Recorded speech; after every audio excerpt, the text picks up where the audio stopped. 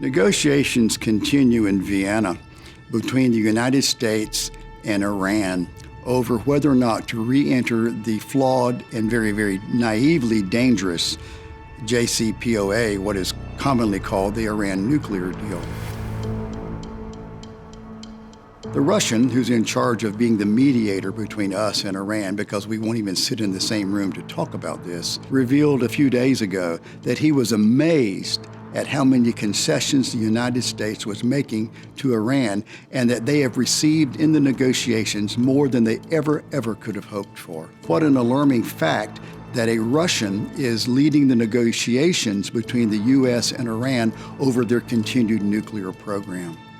It is also odd and alarming that right now we're talking about putting more sanctions on Russia, which we need to do, of course, but at the same time lifting sanctions on Iran, still the world's largest state sponsor of terrorism, who is intent on acquiring a nuclear weapon. We don't have all of the details about the new agreements that are apparently being reached between the U.S. and Iran, with Russia as the chief mediator. What we do know is that in part of the agreement that was released by the Russians, military sites in Iran are still off limits to any international inspections regarding their nuclear program.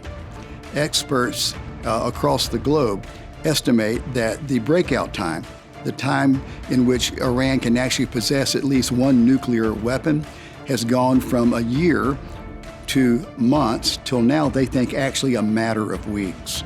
We also don't know where Iran's enrichment level is as far as uranium goes. They were at 60% when President Biden took office. There have been no inspections. 90% enrichment is weapons-grade uranium.